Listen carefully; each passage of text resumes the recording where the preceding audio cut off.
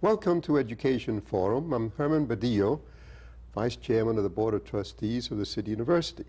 The improvement of education affects all New Yorkers. This program will focus on the key educational issues and challenges before us all. My guest today is Michael Meyers, who is the Executive Director of the New York Civil Rights Coalition. Mr. Meyers has a remarkable career. He's got a bachelor's degree from Antioch College and graduated from Rutgers University School of Law, and then went to work for Roy Wilkins at the NAACP for many years, where he also met Dr. Ken Clark, and then got involved in issues having to do with education. He has served as a special assistant to the Chancellor of Higher Education in the state of New Jersey, and among his other activities, he also writes a column for the New York Post. Michael, why don't you tell us about the New York Civil Rights Coalition Sure. first? Let me just make a correction first.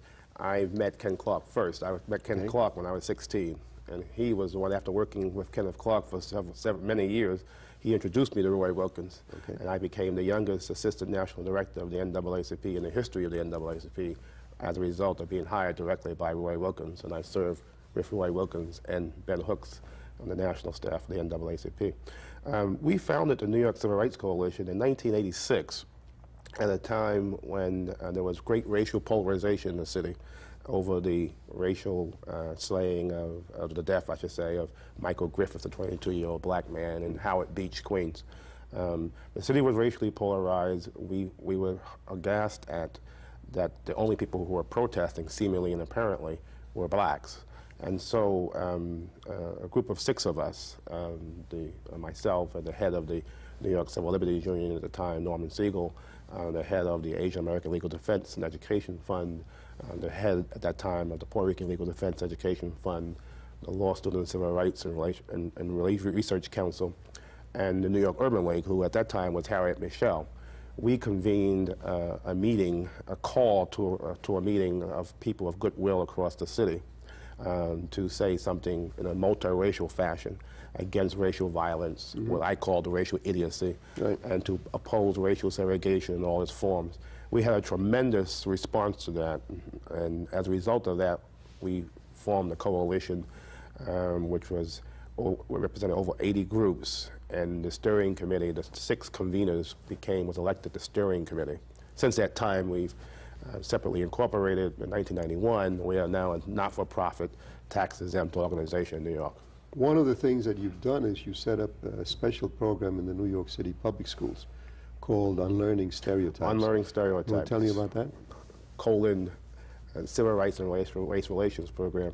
That was a result of another racial incident, this time in Bensonhurst, where Yusef Hawkins, a 16-year-old black, was a victim of racial violence. And we decided to go into one high school in Bensonhurst just to talk with students about stereotyping, racial animus, and how people believe the things they believe and why they believe the things they believe, and getting blacks and whites to talk with each other. From that pilot program, which was very successful and still being taught, by the way, by the same 2 lawyers, black and white team, who started the program. The New York Civil Rights Coalition, which was always a sponsor of the program, expanded a high point of some 40 high schools in every borough of the city of New York. We depend on volunteers. It's an all-volunteer program. You're in 40 high schools? We have a high enrollment of 40 high schools, but it depends on how many volunteers we get each semester, because this is a once-a-week commitment every week for an entire semester. So what we do is we have our partnership is with the Legal Aid Society, but we also have a lot of law students. And so we have lawyers and law students and educators and sometimes police officers. We even had a family court judge in the program. and we pair them, team them as white and non-white team, generally male and female, because we believe it's important to show the young people that people can work together, professionals can work together, male and female, white and non-white. And they don't proselytize, they don't lecture, they don't teach in a formal sense. What they do is they become discussion facilitators. They get to the classrooms once a week, every week for an entire semester, and they get students themselves to talk with each other about ethnic stereotypes, religious bias, racial stereotypes, anti-Semitism, anti-Italian views, etc. What would they be saying now, and what would the students be saying now in view of the Badillo shooting? Let's say it's this week. What would they? Well, the Badillo shooting, well, obviously, the headlines would drive the discussion, and we have a series of lessons, plans about police abuse, misconduct issues, and issues of how not to stereotype police officers, as well as how police officers should not stereotype people in the communities. So you would walk into the classroom and just ask somebody, ask a student to stand up and tell me what you think about 41 bullets at an innocent man. And would it make a difference if this person had a criminal record? And then you would start seeing people get up and start with passionate discussion, arguments. And sometimes we role play and play devil's advocate. And we ask the student, one student, for example, who has very strong opinions that cops are, for example, are racist.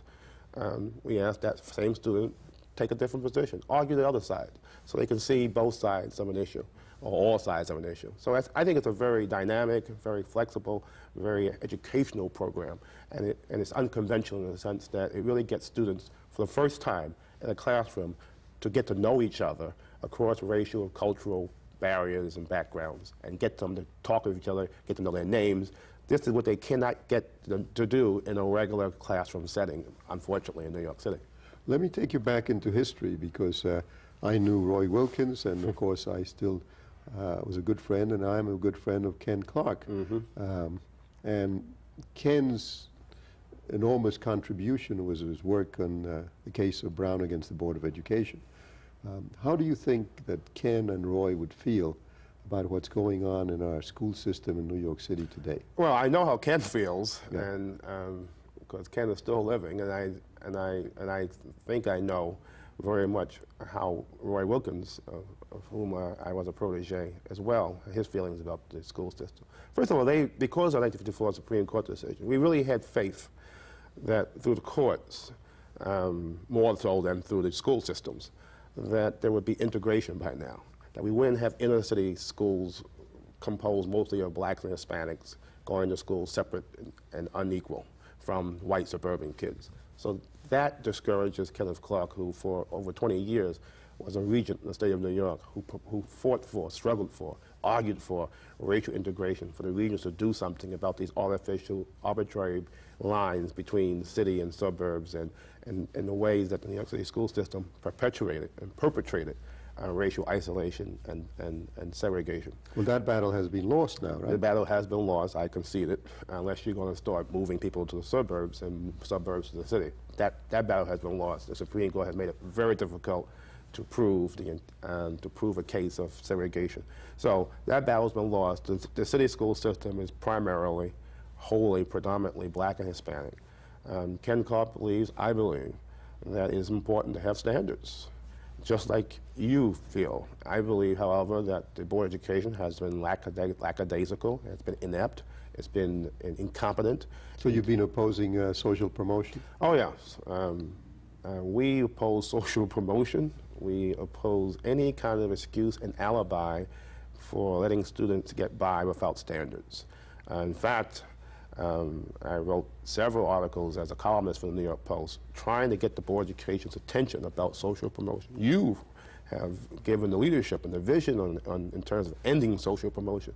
And I believe that the majority of minority parents, the black and Hispanic parents, don't want their kids to be passed into the next grade without having demonstrated competence in terms of reading and writing and arithmetic. Okay, but we have now a black chancellor, Rudy Crew, and a black chairman of the Board of Education. What's the problem? How Well, come we can't there's get no him to question move? that Rudy Cruz, skin color-wise, is black. I don't know how much of a chancellor he is. In fact, I have called for his resignation and his ouster. No one, apparently the city leadership and the state leadership, is not acting on my request and my demand for his resignation. I think that skin color sometimes plays games with us. We believe that because we have a black schools chancellor, everything is fine. Well, everything's not fine. And if the school system is failing under a black schools chancellor, if the school system is failing under a black mayor, the school system is failing under black and Hispanic power, then black and Hispanic power doesn't mean anything. It's meaningless. So I believe we have to shake up the system. We have to do something in New York very similar to what they've done in Chicago. It seems like in Chicago, they read your script. They've eliminated social promotions. They have high expectations for all students. They don't have alibis. In fact, the school's motto in Chicago is excellence, high expectations, teacher accountability. The school's chancellor, they don't have a school's chancellor there, they have a CEO. They abolished the school board. Hey, we should abolish the school board in New York City as well. They have a system where they abolish the school board. The mayor has controlled the schools in Chicago. He appointed a corporate board, and in turn, the school's boss, the CEO, doesn't have a contract. And because he doesn't have a contract, there's no golden parachutes. He holds all administrators and executives accountable based on performance. Why can't we hold teachers and supervisors, principals, accountable based on academic achievement? But why isn't there a movement such as the one that you were involved in the 60s and 70s when you had Roy Wilkins and the NAACP, and you had Ken Clark with his organization was called what? Metropolitan Applied Research Center. Metropolitan Applied Research Center, right. And they came out with regular reports and programs. What's happened to the NAACP and centers such as the one that Ken Clark? Well, I think the NAACP and other civil rights groups have become moribund and dysfunctional in many ways. That's a whole discussion which we'll do after the break. But I think the civil rights movement really now is a jobs movement. You get a black schools chancellor, everything's fine. You get black teachers, and everything becomes a union issue. While the educational achievement levels of our children go down, our colleges become, in effect, secondary schools. And there's very few people in the civil rights organizations, other than mine, that is still pressing the barriers to equal opportunity, pressing against those barriers, trying to overcome them, trying to say that high expectations, standards are something that is required, not something that's pie in the sky. When you have your program in the high schools, do you find that the students are discouraged?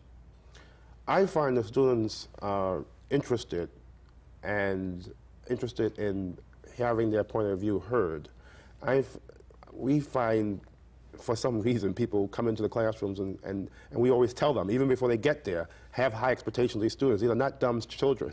These children know the issues, they know how to talk, they're very conversant, but nevertheless, they're surprised that they're so compassionate and passionate about their feelings and thoughtful and articulate.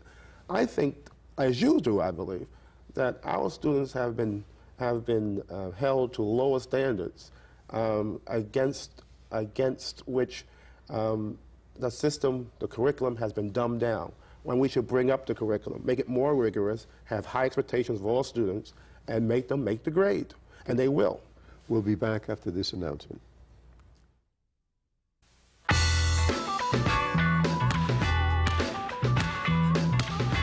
I'll take Simmons. Yeah. Give me Jones. Anderson. Smith. Lightfoot. Bishop. Hernandez. Swifka. Harris. Lavenger. Peavy. Yes. In the game of life, you've got a much better chance at getting picked for a cool job with great pay if you take algebra, geometry, and calculus. You need to know how math can improve your future. Demand it. Call NACME. We'll tell you. Our discussion today is with Michael Meyers, the Executive Director of the New York Civil Rights Coalition. Before the break, Michael, we were talking about the fact that the organizations, such as the one that Ken Clark headed and the NAACP, are no longer as active as they used to be. So what forum is there available to replace them now? Well, with the civil rights groups falling by the wayside and not really living up to their mission, and I think there have to be more civil rights groups, and my own group should become national, not just New York-wide. But I think that I'm encouraged by the new activism on the part of the Board of Regents and the New York State Board of Regents. They apparently now really believe in standards. When I went to high school, I always thought there were standards. At least I was held to standards. I had an academic track. We had to take Regents examinations, which we not only had to pass, we wanted to do very well on because we wanted to go to a top-notch college. And I was surprised in my adult life, in professional life, to find that really there were no standards. All the standards went by the wayside, and people stopped believing in standards. So I think now the Regents are coming around and now implementing the power, the statutory power that they really have.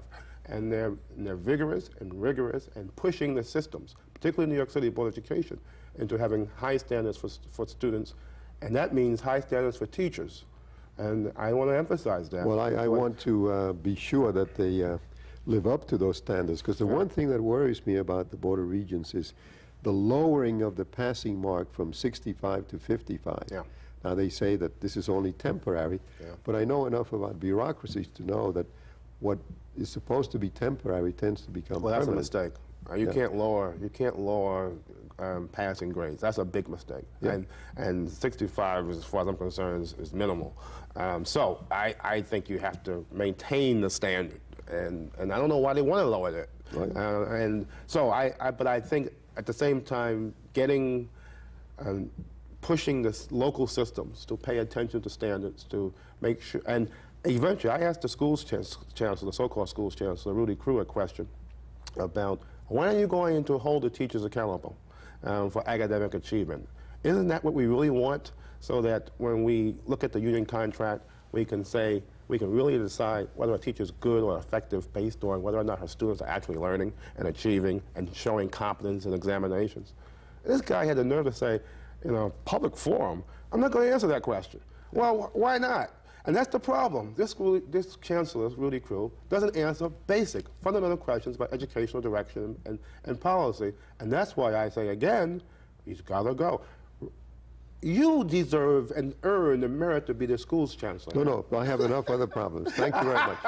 Let's talk about higher education. You want to change the subject? Yeah. Okay. No, because that's no. I mean, I believe in having standards, but I think that should be done by, as in the case of Chicago, it should be done by educators, just like the question of having high standards at the city university should be primarily the function of educators. But I know that you, having served as an assistant to the Chancellor of Higher Education in New Jersey, have strong views on the subject, and I was reading a partisan review, and you were one of the participants in a conference in Boston on the issues of education and integration in Europe and America, and I saw that you have very strong views about what's going on in the colleges of the United States. Do you want to tell us about that?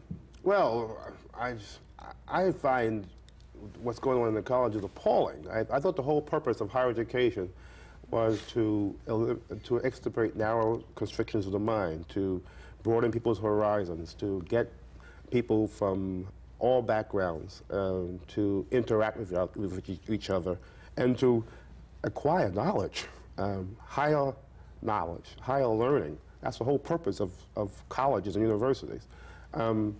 That's not happening in many colleges, even at the most rigorous colleges.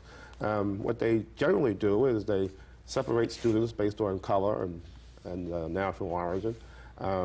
They take black students early on and earlier than the other students to come to campus and to treat them separately and differently and distinctively because they're black, thinking that they're culturally deprived and therefore they need to come to the campus before the rest of the students. They give them special and separate housing and dormitories, which the black students control, and in terms of admissions. They give them special funding, special counselors, special deans. You don't think there should be separate dormitories? Absolutely not. No. Why not? I do not believe in racial idiocy. I do not believe in separating people on a flimsy basis of their skin color. That is an odious system of segregation, and it's perpetuated, enforced, and funded by the universities and the colleges. They say they want interaction and integration, But the universities and colleges don't promote that and don't foster it and don't do it. They fund the exact opposite. The only time, generally speaking, they hire a dean or a vice president who is black or Hispanic is for a vice president for minority affairs. And that sends a message to people. And also, just like the separate orientation program sends a message to the black and Hispanic students that we don't think you're really ready for this institution. But we're going to admit you because, you know, we're being kind and we're being generous, we're being charitable. Well, if you're not ready for an institution, you shouldn't be in an institution. Okay, now, you cited an example of a student at Cornell who told you, I didn't come here to be white. Yeah. Now, how do you deal with a student like that? Well, a black student. Yeah, well, I think a lot of students make up things, rationalizations. Here's a black student who's going to one of the better colleges in the nation, Cornell. And justifying a black dormitory, she says, I didn't come to Cornell to be black. So I asked her, I said, why didn't you go to a black college? There's plenty of them out there. And the answer to that is they have no answer. Because they, in fact, they do want to go to Cornell. They do want to go to the better colleges. They want to go to the mainstream colleges because they want something in terms of a credential that means something. They want a decent job. They want a high salary. And they don't want to go to the black colleges, which are, generally speaking, in comparison to the rigorous colleges, not really colleges. They're junior colleges. They're sort of like what the city colleges have become in New York City. So when I asked her, why don't you go to a black college, there is no answer. And my belief is that when they get to a mainstream institution, a predominantly white college, they become either isolated or lionized. And their reaction to that is to say, well, I can't deal with white racism. Or they call white students racist. Well, join the real world. The majority of population in this country is white. And white students have to learn how to interact with black students and Hispanic students. And they're not going to be able to do that in higher learning and higher educational institutions separate from each other, whether it's voluntary or whether it's enforced. And I believe a lot of this stuff, because of collegiate, the university involvement and funding, is not voluntary, but it's encouraged. Well, maybe there should be some preparation of students, because we said at the beginning of this program that notwithstanding all the efforts of Roy Wilkins and Ken Clark, unfortunately the schools are segregated in the urban centers such as New York. Yeah. So you get students who have been going all through, from K through 12, all through the school years, into schools which are 80, 90% or more black and Hispanic. And then they go to a place, a university, where they're in a minority, and they might not know how to deal with that problem. Well, I think there's no question that a lot of students, black and white, and Hispanic and other, don't know how to deal with integration. And I think universities and colleges have to have programs to help everybody overcome a legacy and a pattern and practice of racial prejudice and discrimination and separatism. They don't have those kind of programs. Their program for dealing with that is more racial separation, more racial polarization, what they call cultural pluralism. We have to understand why people want to feel and be separate. Well, I don't understand it. I don't get it. I don't want to understand it. I don't want to get it. The whole purpose of education, higher education, is to bring people together, to learn together as scholars, and to become real scholars. If there's a problem in the K through 12 school system, the fetus system, fix the problem. It's urgent. It's immediate that we fix it. I'm telling you as an employer, frankly, I'm tired of looking at not just City College, but some of the best colleges, looking at applicants for jobs coming from these colleges who don't know how to think, who don't know how to write, who don't know how to compute. And it's just really deploring and embarrassing that higher education in America has come to this. And we've got to do something about it. We've got to do something about it immediately, not tomorrow, immediately. In this conference, you were dealing with the problems of Europe and America in higher education. Yeah. Did the speakers from Europe say that the same problem exists in Europe? No, they don't have that kind of deification of race in Europe. They don't understand. I mean, do they have learning? They have. Such as you're talking about. Based on what we got from the scholars and the educators who came to us from European nations, such a situation is quite different. They don't have alibis and excuses for not learning. They have higher education systems and colleges and universities that are truly collegiate in nature and curriculum. Rigorous standards, no excuses, no alibis. Do they have the problem of kids graduating from high school who are not prepared for college work and require a lot of remediation? I didn't hear that. So they seem to go right into college work? Well, I think when you graduate from the colleges, and at least in the countries that represented at the conference, you can trust and rely on that college degree being truly a college degree, a collegiate degree. Of course, they have other kind of social problems and context in European nations.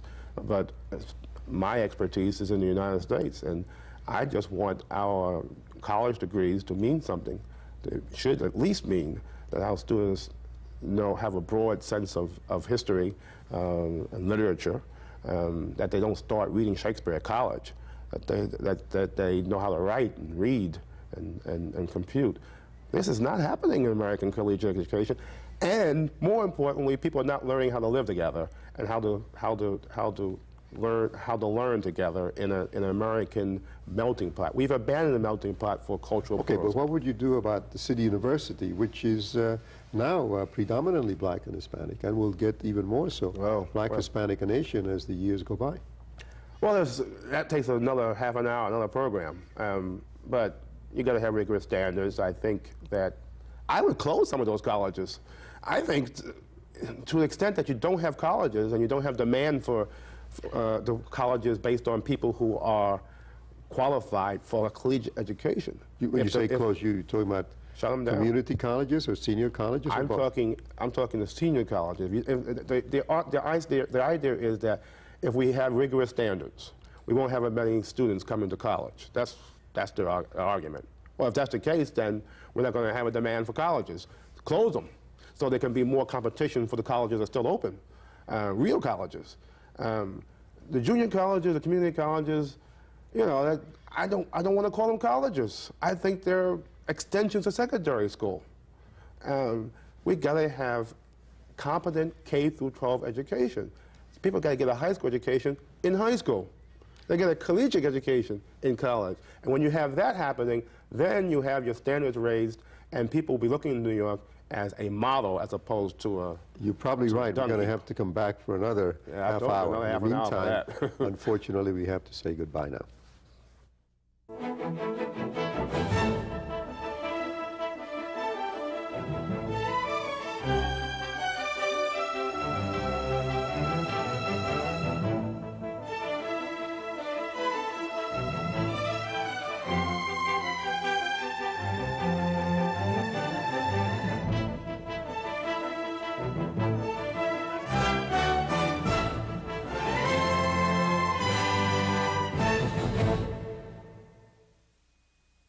You can reach us by email at our website, www.cunytv.cuny.edu, to let us know what you think, or write to us at CUNY TV, 25 West 43rd Street, Suite 1220, New York, New York, 10036.